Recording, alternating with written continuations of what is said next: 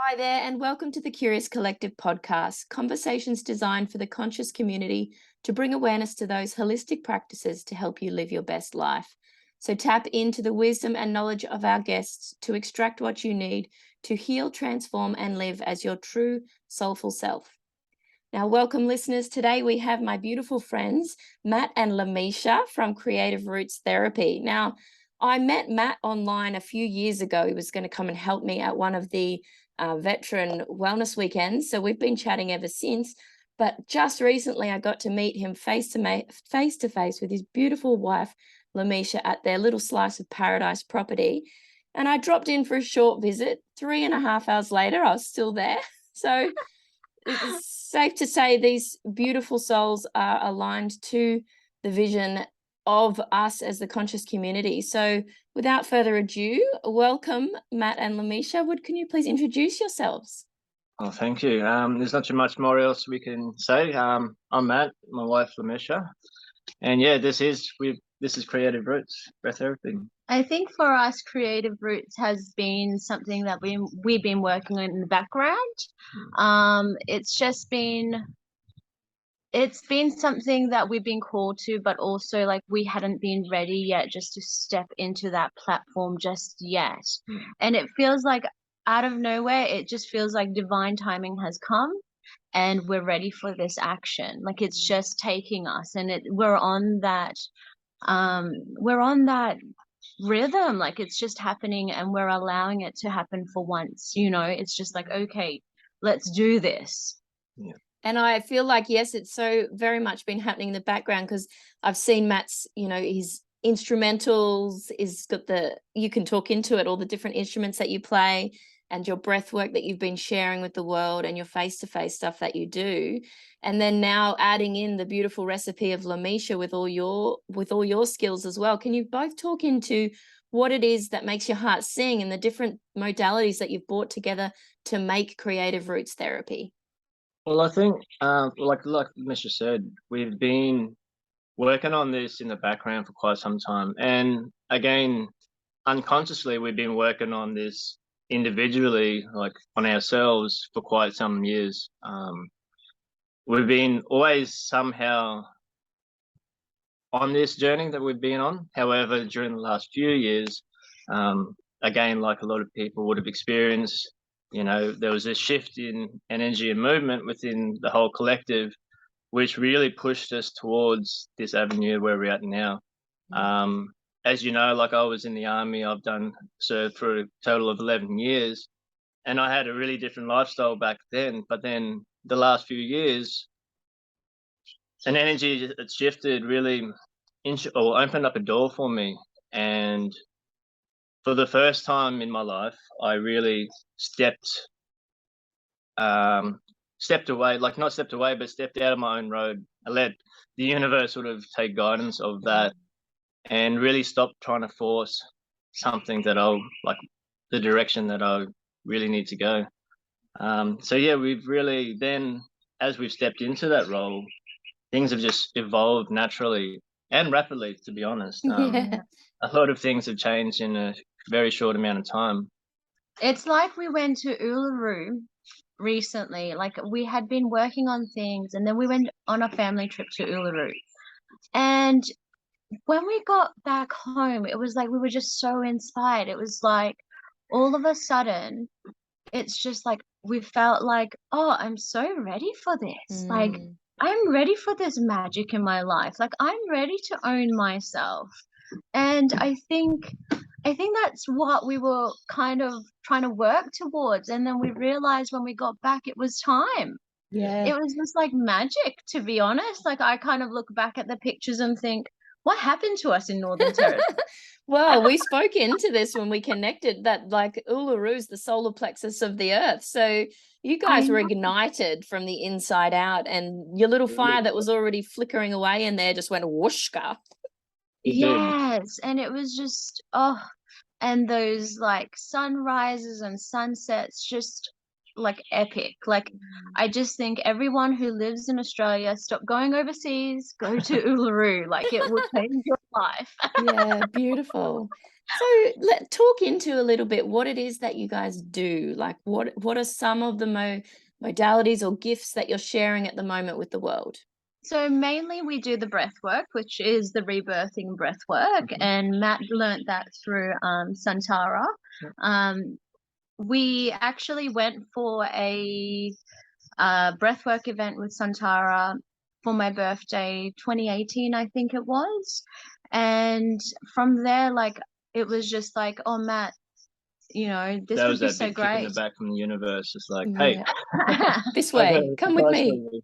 Yeah. Yeah, and rebirthing breathwork is probably, well, you can probably speak more about it because Well, for me, it's there's a lot of, so what it is actually tapping into our subconscious, and we're dealing with things that are on a very sensitive sort of nature. So when we're talking about traumas and emotions and things, normally we're talking about the ones that we have the most trouble dealing with or not dealing with at all. So then when we come to opening this little box of surprises, or Pandora's box that we might want to call it, we have to be kind of gentle with that and be careful of how we sort of handle that. And that's the good thing about rebirth and breath work, is that you are the captain of your ship and you are the person in control of that journey. So you only go as hard or as soft as you like. And for me, or for both of us, a big part of our mission is to teach that gentleness, I guess. First, it's the awareness. So we need to bring that awareness to ourselves and say, hey, I acknowledge what I've been through, what I'm feeling now, what I'm going through in the future. And once we have that awareness, then we can then bring that gentleness into it and say, no, I don't have to force things. Like a good saying that came from Leonard Orr was, you can't, I've just lost it now. You can't heal trauma with trauma. Is that right? Maybe. I don't know. Sounds Oh, good. That's one of my favorite sayings, and all of a sudden it's gone. I think, yeah, I'm pretty sure is you can't heal trauma with trauma, which means, like we have to have this gentleness about it, because it's like taking the scab off an old wound. Like you're not going to just rip into it we need the right tools. We need to be gentle with that. That's what I'm trying to say. And Yeah. you found personally for yourself that connection to breath and being really conscious in that space has helped with that gentleness? Definitely. So with that, especially for my personal journey coming from the army, as much as I've been taught a lot of skills in that industry, there are a few things that I wasn't taught, and not many people are taught, and that's, again, becoming aware of ourselves and acknowledging these things. And I think for me personally, what I've noticed with doing rebirthing breath work, like, I was Matt's guinea pig when he was learning all of this. Lucky you. I know, it was so amazing. And, I did like 10 breathwork sessions back to back. And for me personally, it was like the consistency of like visiting myself when things arose and then being like, okay, I think I need a breathwork session. Like I really am feeling all my emotions and I can sense them, and there's no way for them to escape. And I think the way we approach it too, that having that gentleness, there gets an addictive sort of habit too, because once you tap into that, and once you establish a safetyness within your body, because that's the biggest thing, is feeling safe within yourself. And then once you feel safe, then you're able to then open up and explore that. And by doing this type of work, you can create that safetyness within yourself. And then you're able to then explore more, and it becomes addictive. You're like, oh, I'm feeling this coming up. I know I can have this tool, and it's also a safe place. I want to do it again because I then need to explore further. And also, like, it transformed our relationship really, because it came from a place where I could fully feel safe with Matt too. And he's my husband. I've been with him forever, and then we put breathwork into the mix. It's a whole new relationship. It's a whole new relationship, but it also brings up things in our relationship that we have to face. And I think that's what it really did, was like, whoa, we've been like doing this and this and this, And I don't think that has always been a healthy way to approach things. And then having that relationship and that safety, and Matt's holding the space for me, it's like what more can I ask for in a relationship than a relationship that is willing to allow me to be seen, you know? It's really And leveled up our relationship in terms of communication. Again, like you said, having that safety net, you know, before that, it was like, okay, I'm feeling this way about you, but I don't feel safe to express that. Or within myself, like I feel this way about myself, I don't even feel safe exploring it with myself in my own presence. Yeah, I And love even that. It's like doing you've that, created the spaciousness within your relationship by doing the inner work and clearing the layers individually, so that now when you come together in that space, it's like, oh, and there's a bit more clarity, and and I think beautiful. that's why it's so exciting to offer this to people, because I think we have walked that journey together and we're really aware of that. And so for us, it was like, we're not going to rush into doing something unless we can be the container for people together. Like, how is that going to help anybody in life? You know, we really need to hold people. And That's this is a very beautiful. sacred space. It's not about our egos. It's not about us. Yeah. It's about other people. And to be honest, coming back to your question was like, how did we really get this started? And the answer to really like is we are just wanting to create a lifestyle for ourselves. And that's the biggest picture was the change of lifestyle for Lamisha and I. And then we're like, well, why can't we now then share this and show other people, say, hey, we don't have to live this high hustle bustle, full high stress, sort of like overloaded life that we are all used to. You know, there is peace still within our sort of everyday. We can have that still in our normal regular lives. Oh, I As long can as hear those birds surrounding you and that beautiful backdrop you've that got does there. I help just too, feel you know. peaceful looking at you both. Yeah, that does help a lot. So if you do find a little slice of nature, you know, that's their biggest modality. It's just, you know, sitting in that silence and then listening to the song of the birds. You know, And that silence is a gift, isn't it? It's like something I know, military myself, and the life you led, and even your busy corporate life, Mish, is like there was no silence or stillness. We would just go, go, go, do, do, do.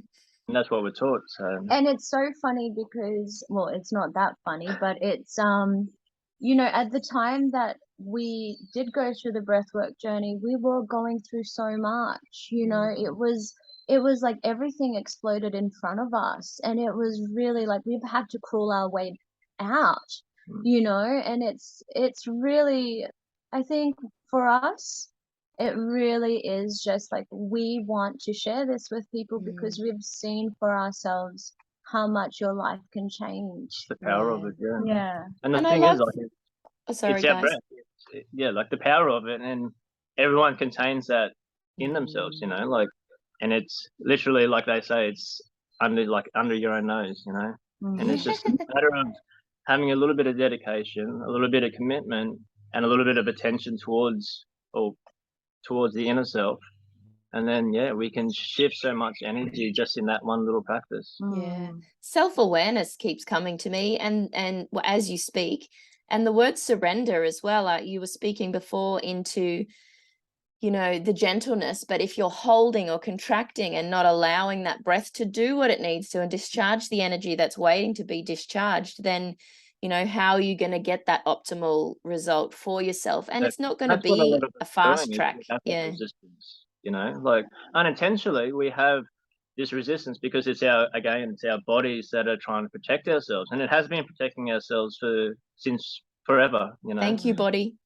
Yeah, exactly. I know. It really hits you when you get to 40 and you're like, okay, I've really got to look after this baby, this vessel that has been carrying me all this But time. again, if it's coming back to that, creating that safetyness for your body to able to put that shield down, that wall down, because sometimes like it is a good protection mechanism. However, it can get in our way if we keep building on that wall, and then eventually we can't actually see on the other side of it. So. And I like that analogy used about the wall too, because it's like we build these walls to protect us, but like in the long run, they actually create disconnection, and not only from others, but disconnection from ourself. And, you know, as you both know, when we've got disconnection to self, you can't feel what others are feeling or even hear what others are saying because you're disconnected from self. Yeah. And the only one you have to talk to is yourself, you know. You're like, why me? Yeah. So another thing I really love about what you're both doing and the breath work is that bringing back to the self. You know, your breath is yours, as you said, it's under your nose. I find, and I'd love you both to talk into this with your views, everyone's searching for this magic pill outside themselves, you know, going here, going there, trying this, trying that. It's like, but what about you? But what about your breath? Like, there's some power in that. Yeah. And I think I do really feel that completely. Like, out of all the modalities that, you know, I've done as well, searching for that, I found that breath work really does bring me back to me. And, you know, it's what comes up is just so wild to me, because it's like you can do breath work today and then you could do breath work in 3 days' time and it will be completely different. You know, it's such a journey inside you, and it's like, wow, like, how did that come out, you know? And the other thing too about breath work is like a difference between that and say talk therapy is that you don't need to talk about something in order to discover or bring this up and release it. And the great thing about it is that you're tapping into your subconscious and it's just releasing it from an energetic or emotional level. Yeah. And you don't have to know exactly where that came from. You kind of have a feeling that, yes, it's mine, yes, it's old, yes, it's new, whatever it is. But you more so, it's now no longer. Yeah. And the more we keep working on that breath, the more we keep bringing these Shedding. up and keep shedding all this weight. And it gets to a point in time where you've done so much breath work and so much inner work that you actually realize how much weight you carry, because there comes this lightness, and it's almost literally like you're full of helium and you're sort of tippy-toeing or walking on the moon. Like literally that's how it kind of feels after such like a few sessions. And that's the Yeah, I power love of that. it. You don't have to understand where it come from or talk about it or relive it, you know. I always find that sometimes the talk therapy, it has its place, but it can be quite re-traumatizing, you know, to bring things up to that level. And it's also not going to here, it's going to here. You're going back to your head again. And we want to get away from our head. We live in a very heady society already. And what we want to do is come back to here, where it, you know, we feel safe, our heart feels good, it's talking to us, it's communicating, you know. And that's what we really need to do in life, is really come back to within, you know. And the body. Yes. Oh gosh, guys, I'm getting goosebumps. So I just really want to talk into this, because what you've just said is so important. And listeners, rewind back if you need to hear that again. Our body is an amazing messenger, like the messenger. And sometimes if we're so blocked off from head and body, we're not actually hearing the messages. Breath work can tap into that for us, because it's not talking about it. It's listening and feeling into the body as you're breathing. It's that the word is, our body is our soma, so the somatics of our body. And this beautiful work that Matt and Misha are doing is they're holding sacred space, safe space from an embodied place, because they've done the work, they've cleared the layers, and they're bringing you in so you can feel safe to tap into your body and clear this energy. So what are some of the ways that the rebirthing breath work works? Is it nose? Is it mouth? How does that work, Matt? So it's all through the nose, or majority through the nose. We start through the nose, and it is a gentle breath. It's a circular breath, so it's a continuous. We connect the inhale to the exhale, and then the exhale into the inhale. Because a normal breath would be a in, out, and then a natural pause, and that's our regular normal breath. However, our modern breath is a little bit different to that because of stresses and things like that, and we're actually breathing incorrectly. But the rebirthing is what we call a conscious connected breath, where we connect the inhale to the exhale, and it's just a circular breath, and it continues like that. And we start off through the nose, but then it's up to the person, the facilitator, or if you've gone through it enough, you can do it by yourself, to be able to recognize again, to read your body and tune into yourself. And there is no right and wrong rule to it. So we start with the nose, but then if your body says I need to breathe through my mouth, then that's when it comes to the facilitator or the person that's saying, no, I'm going to start breathing from my mouth now. So it's always we start with the nose, and we try to maintain that the whole way through. But then again, like, we have congestion, we have stresses, we have resistance. And sometimes I might even give the person a little push because they might be resisting too much. So I'm like, okay, this guy, or they're having a little bit of resistance. Maybe I need to try to push them through that. And maybe I might just up it a little bit more and just get them to breathe through their mouth. Because when we breathe through our mouth, we're starting to increase a bit more of a force through it as well. Whereas when we breathe through our nose, it's a little bit more controlled, a little bit more gentle, and it's a bit more at your own pace. So there is no right and wrong rule to it, but it's mainly through our nose. And yeah, it's just really up to the facilitator to watch that person and hold that space and really read the body and know what and they allow want. that person to also guide themselves through that. Like, you're guiding them, but also it's their journey, so it's not like the breather is you got to person. do it this way. You know. Yeah. Well, it's the breather who's in control. They do all the work. I just actually sit there. We just sit there and watch, you know. Yeah. And there it gets to a point too where the breather or the person will actually go into autopilot. So I'll be telling them to breathe through their nose, but then once they tap into something, the body actually takes over automatically, and it can do anything it wants. And then most of the times, because we're only discovering this for the first time, our body goes into a bit of almost like a shock, and then it starts picking up its pace. They might start breathing through in their mouth, but you can tell by watching the body that that's the body doing its own natural thing, and it's already gone into autopilot. Yeah. And then that's when you actually see some big shifts when they start doing that, because they've disconnected from their mind. They're starting to connect with their body, and their hearts are actually taken over now. Yeah. And it's just like, that's the beautiful part, and that's my favorite bit of actually doing this work, is watching that moment where someone's tapped into that subconscious and they've just lost it. And it's a story. I love it.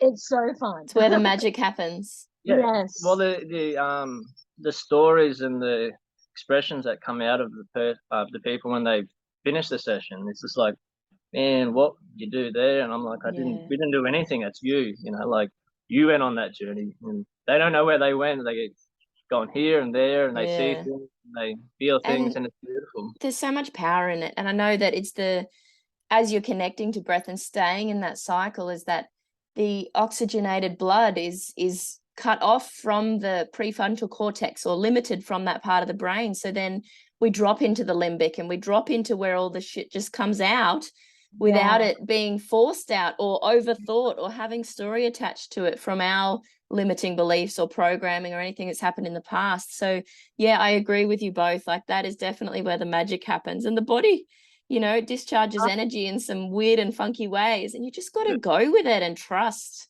It's beautiful. And you can tell when they surrender, because the body does things. Like, I've had people just dancing on the bed, like their movement, laughing, crying. And it's actually wonderful to observe, people going through that journey and just allowing it to be their space. And as a facilitator, I think it's so important to be able to be like present for that person. Like, this is their journey, but you are the observer, and you're present for that, and you're helping them with that co-regulation. You're helping them feel at ease in their body. And you guys, having done all the work, you've got this beautiful empathic resonance where you can feel what that person's going through, but not take it on. Like, you can know what's theirs and what's yours, and that's a beautiful gift. And I thank you both for bringing your magic to the world. Everyone that hasn't given breathwork a go, give it a go. Like, what do you got to lose? I also want to just touch on that point you just said then too, like keeping that separate, because I feel like it's very important as a facilitator, because as people, as humans, we do have problems and we have things come up, but then it's important for us to be able to, again, regulate ourselves and then keep that separate from when we're holding space, or vice versa, when the person comes in and then they have energy, and to be able to hold that space, allow them to express that energy. But then once they've finished, then clear that energy on both of us, like us and them, and then vice versa, because you need to have that regulated sort of energy, and you need again to have that surrender between the two of you.